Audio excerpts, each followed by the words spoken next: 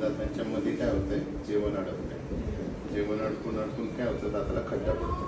सुरुवातीला जेव्हा खड्डा पडतो आणि कीड वरच्यावर असते तेव्हा नसांपासून ती लांब असते. त्याच्यामुळे दात काही दुखला नाही तुमचा, तुम्ही दुर्लक्ष केलं कारण की पेनच नाही झालं. काही दिवसानंतर काय होतं, दाताची जी कीड आहे ती नसांपर्यंत गेली.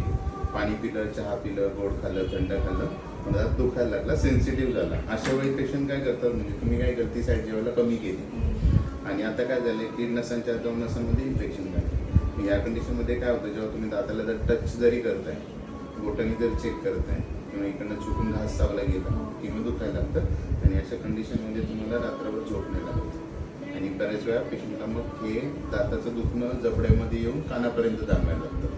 मग कान दुखतोय की दात दुखतोय ते समजत नाही. आता अशा वेळी जसं आता वय किती तुमचं 37, अजून 60 वर्षाची आजी काय व्हायचं आहे आपल्याला, व्हायचं आहे ना. एवढ्या लवकर दाढा काढून चालणार नाही. ऑलरेडी तुम्ही वरची ह्या साईडची 2-3 दाढा काढलेले, तुम्ही जास्त दाढा काढल्या तर त्या बसवायला पण लागतील ना.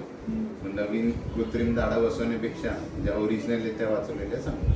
मग दात वाचवण्यासाठी आम्ही ट्रीटमेंट करतो, त्याला नसांची ट्रीटमेंट बोलतात, इंग्लिशमध्ये रूट कॅनल ट्रीटमेंट बोलतात. त्याच्यात आपण काय करू, जो तुमच्या दाताला लागलेला किडलेला भाग आहे तो स्वच्छ करू, इथे औषध टाकू. औषध नसांमध्ये गेलं आतमध्ये की इन्फेक्शन पुढे येऊन बाहेर निघतं. इन्फेक्शन बाहेर निघालं, दुखणं बंद झालं, भविष्यात पुन्हा दुखायला नको. मग दाताला खराब कंडिशनमधनं पुन्हा स्वच्छ कंडिशनमध्ये आणलं जातं. स्वच्छ कंडिशनमध्ये आणण्यासाठी दाताला आतून कॅल्शियमची ड्रेसिंग दिली जाते, जेणेकरून इन्फेक्शन पूर्ण ड्राय होईल.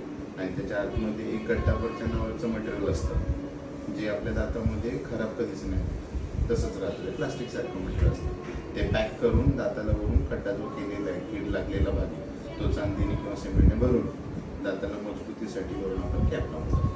आपण बाईक चालवताना हेल्मेट घालतो, है ना, मोबाईलला कवर घालतो, तसंच दात आपला बरा झाला, दुखणार नाही, सिमेंटने पॅक केला, जेवण अडकणार पण नाही. पण अचानक मटकीच्या भाजीत खडा येतो किंवा भाकरवडी वगैरे खातो आपण किंवा चणे फुटाणे खातो बघा, एखादा कडकवाला चणा आहे मग दात तुटू शकतो. मग तुटायला नको किंवा चांदी वगैरे निघायला नको, दाताला आपण प्रोटेक्शनसाठी व्यवस्थित तो कॅप लावून टाकतो. याला सिरॅमिकची कॅप बोलतात आणि याला मेटलची कॅप बोलतात. मेटलची कॅप आणि सिरॅमिकची कॅप दोघांमध्ये प्रोटेक्शन चांगलं भेटणार, जेवण तुम्हाला करतं. फक्त एक दिसायला मेटलसाठी दिसणार, स्टीलसाठी, आणि एक दिसायला रॉकेटमध्ये दिसणार. काय झालं मग माझ्या दातलं?